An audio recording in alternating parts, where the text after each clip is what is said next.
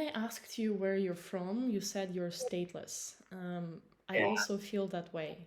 I feel stateless. I like that answer. What does it mean to you to be stateless?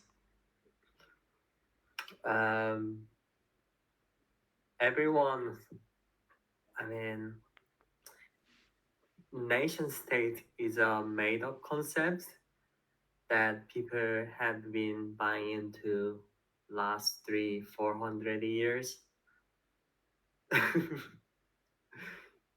So yeah.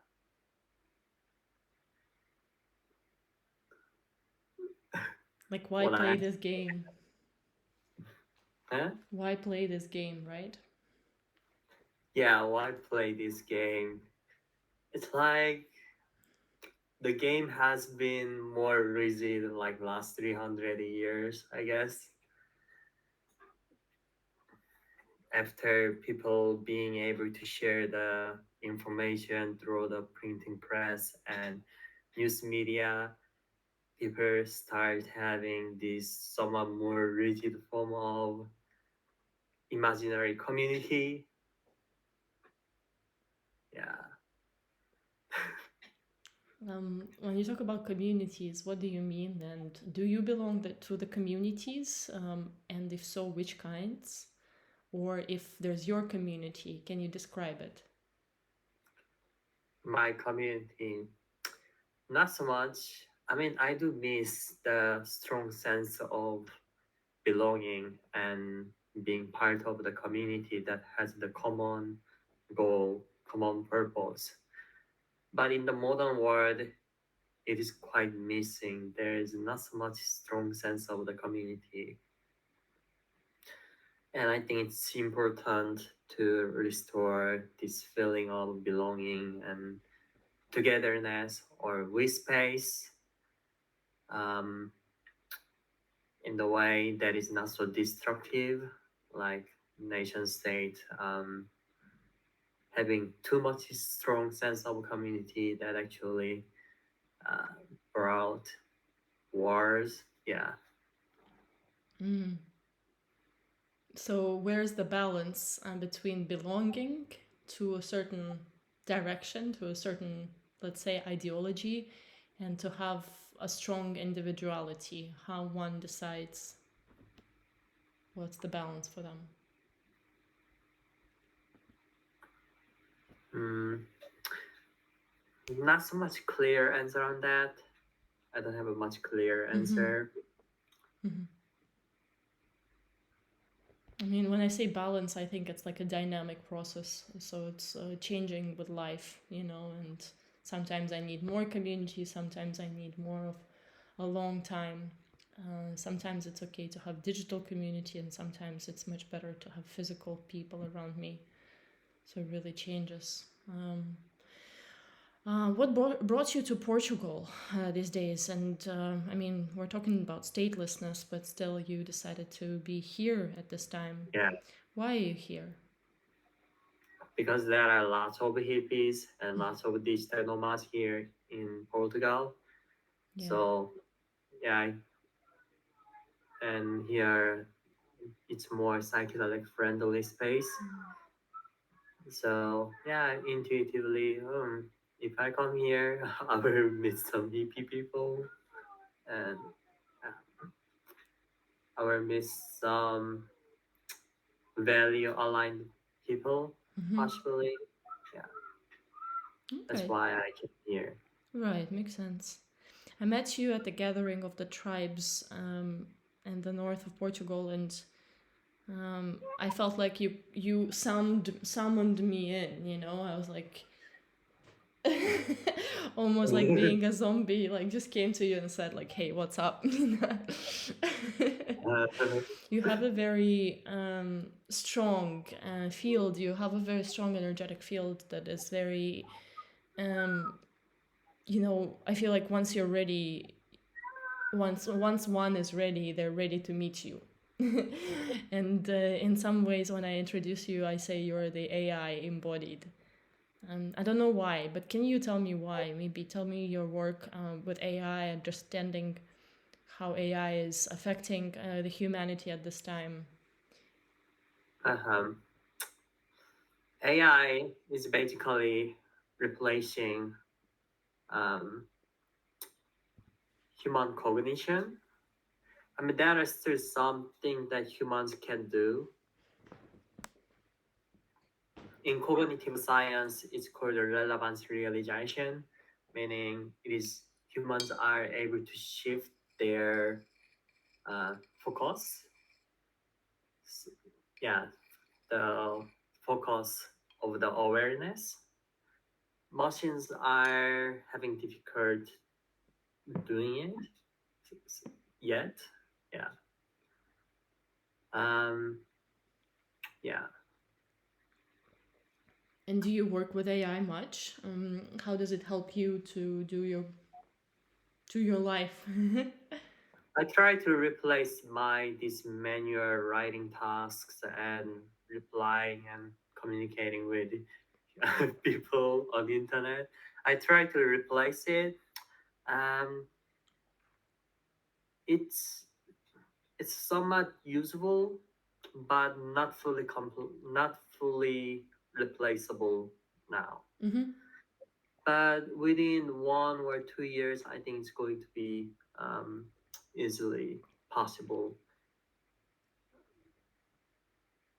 Mm-hmm. Okay, and then when are we reaching singularity? Meaning, when are we reaching that place of um, telepathic connection between human brain and technology? Uh-huh. That's actually good part. I do think that, I mean, the ideal scenario is that humans have some cognitive ability that machines do not have. Mm. So my ideal future is that human beings put in a psychedelic tank Mm. filled with a psychedelic liquid, and they connect with AI, and it becomes a symbiotic intelligence that AI is becoming responsible of logos, meaning logical thinkings, and human beings are rather in a fluid state of consciousness, meaning they can sense, they can sense better, and they can focus on areas of the awareness, like human beings are allocating their consciousness on, okay, what matters most. We have an infinite amount of logic, and what problems should we solve? Yes, that's the ideal scenario. Makes Mm-hmm. sense? Mm-hmm. So, what problems should we solve then? I don't know. Asking about what matters most. Um, the most problem, the biggest problem to solve is how can we how can we maintain our civilization or society or system. And then next problem is how can we support ourselves to develop to be more mature. Yeah. Mm-hmm. And what do you think kind of experiences or knowledge or even directions support people being more mature? How can we start doing this now? Hmm.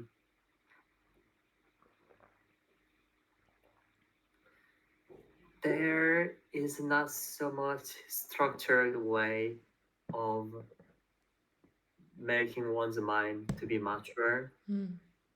I mean, meditation kind of helps, doing psychedelics kind of helps, and understanding that, understanding and embracing the chaos and uncertainty, unpredictability of the life helps also.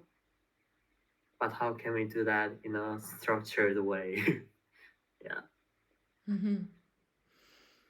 Do you believe the world needs a new set of leaders, and what kind of qualities the set of leaders need to have to build something new in terms of structure for societal operations? I think as now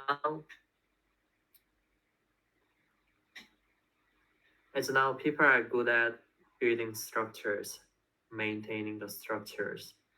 Building structures, maybe not. Maintaining the structure is what people are good at now. Mm-hmm. I mean, previously, 2,000 years ago or 3,000 years ago, people have been struggling to maintain the structure of their life, which religion came and religion helped them to be rigid, dogmatic, which helps them uh, to maintain the structure. But that does not mean that they are essentially good at building the structure. Um, and now maybe there should be some group of people who can effectively disrupt the structure Mm-hmm. of society, but in the way that introduces some new structure. So like opening the system, destroying some part of the system that opens the system, and introducing some little virus that modifies the whole system. Yeah, something like that. Mm-hmm. That sounds cool. I think this can be done. Okay, let's see. So let's dive deep into your work. I guess tell me a little bit about your technological experience. Why did you decide to go into coding and tech in general? And then why did you decide to transition into psychological help for people's strong experiences and holding space for their transformative experiences through your work? Yeah, it's quite a weird thing, like being a shaman or being a programmer in the week and then being a shaman in the weekend. That's quite a weird thing. Well, I'm being a psychedelic educator, meaning I am teaching people how to use psychedelics. Um, I am focusing on 5-MeO DMT or other gum molecules um, to help people to awaken themselves. Um, I'm into programming AI as well. Um, it's mainly because I am interested in consciousness and how the mind works and how the whole society works and so on. Yeah, So you see the connection between working with these mind-altering substances and the way that technology works. yeah. So, yeah, it's like AI brings lots of logics, logos, infinite amount of logics, but it's like you can have infinite amount of IQ with AI, but with that infinite amount of IQ, you might be solving simple problems that does not need infinite amount of IQ. So with that infinite amount of IQ, we need some robust, more abstract problems, more complex problems to solve, which psychedelics helps us to shift the awareness and reframe the awareness, yeah, to identify and define the problem to use that infinite logics. Well said. Mm-hmm. So I've never tried the type of medicine that you're providing. So what one needs to know before going there, how one can prepare body to make sure that the journey goes smoothly, how one can prepare psychologically what kind of Mhm. intentions do people set before going on this journey? Tell me about Mhm. some of your experience on preparation. Intention must be just like there would be no reason or no meaning to have an intention. As you take it, it just deserves that intention. Um, so the main thing that I propose is 5-MeO DMT and 5-MeO MART, which is very similar to each other. The main experience of these compounds are ego dissolution, or people call it ego death, but it's ego dissolution. Um, yeah, there are not so much visuals, so there are no visuals. On DMT, the experience can be kind of being in a multi-dimensional adventure. You are a character, and it is the world that you are exploring. So that is the same in real life as well. You are a character. You are not self-aware that you are a character, but you are going through an adventure. Mm-hmm. DMT is mainly like that. And 5-MeO DMT, um, it it goes pretty inward, meaning internal. I think DMT is still external. Mm-hmm. 5-MeO DMT is like, oh, everything is creation of my mind. Everything is imagination of my mind. I am imagining everything. And what you get to aware is that on 5-MeO DMT, you realize that you are dreaming everything. Yeah. Mm-hmm. Okay, so but the question is how one prepares their body or psychologically to do that, because some people say that they had ego deaths, but I don't think they mean exactly that. They more mean like they have gone through a certain healing experience or have gone through a breakup or some kind of challenge in their life, and then they think that they've transformed. But with this, it's a short period experience, correct? It's Mm-hmm. One so hour. okay, I see. So how one can prepare just with their body and psychologically? What do you usually tell people to do to make sure that they're ready for this, or you cannot be prepared like for pregnancy? Prepare. It's more like people should take it rather as a slow process, Mm. like can be a weekly meditation in the weekend or monthly meditation. People should start low dose or low as microdose, Mm. because how people usually experience 5-MeO DMT, they go in some ceremony and they do pretty high dose as a beginner, and some people lose their consciousness, white out and blast out. I think that's bit, in my perspective, I think that's that's quite a problem. Um, yeah, people should not take it so seriously, but respectful enough though. Yeah, yeah. Like at least half hour or 1 hour to meditate, to sit down and do nothing, and with a little bit nervousness, meaning a little bit respect,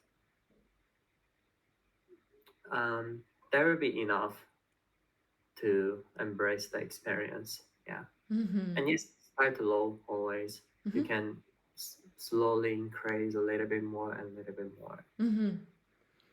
Mm-hmm. And would you say that one experience is usually enough for people, or they come back to extra, diving deeper and having higher dose? Yeah. Um, one experience would not be usually enough. Mm. It's like people can stop at any time they want, Mm-hmm. but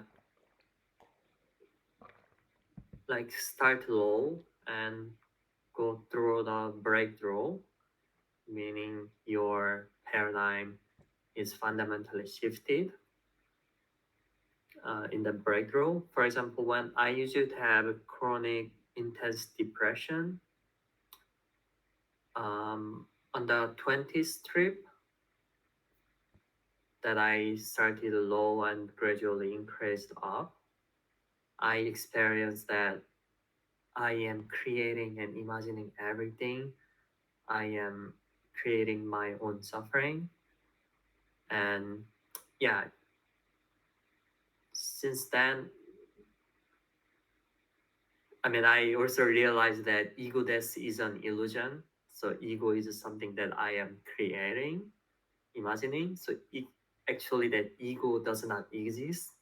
That ego actually does not exist. That ego death is also an illusion. It's like ego is like temporary emergence out of the whole mind. So it's like the ego is like the waves in the ocean, and ego dissolution or awakening is like realizing that you are the wave, realizing that you are the ocean, Mm. says some Buddhist. Yeah. Yeah, Yeah. yeah. Yeah, I see. Thank you for this. How do people find you? How do people find me?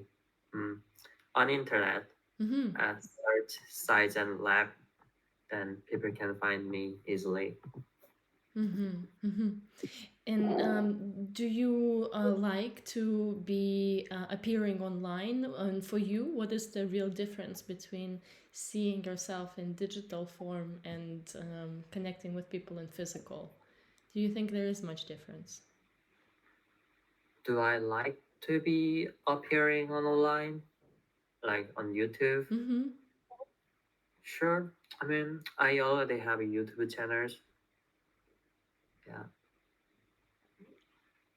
But the That's question is, I guess, where I'm directing it is potentially, do you think this is going to be continuing, this digital life? Or do you think we will find, as humanity, we will find new ways to interacting with each other in a more telepathic format or in a more holographic like I'm talking about like the fifth dimension and potentially yeah. jumping over. Is do you think it's possible, or we're just imagining this, or unless enough people also believe in it, we cannot really fully experience it collectively? Fixed dimension. What do you mean? Like by the technology or No, more of like the that hard space operations when we're fully in the flow. We don't need technology to communicate with each other. That we have telepathy established and kind of operate more on this like conscious level rather than from the ego only. um I don't know yet. Yeah, we don't know yet. That's true. Yeah, I'm just, I'm feeling a little bit claustrophobic here online sometimes. I feel like I'm in a computer game in this reality in general, but when I'm online, I feel like I'm in a metaverse, right? And it Yeah. feels like there's no escape, that I still always have to show up here, that, there's no way for me not to be here. That's kind of where I'm asking this question. Do you think there's a way out? We're stuck Mm, in the digital form for life. that's actually a thing, right? This star word. Hello. What's that? I need to That open the door.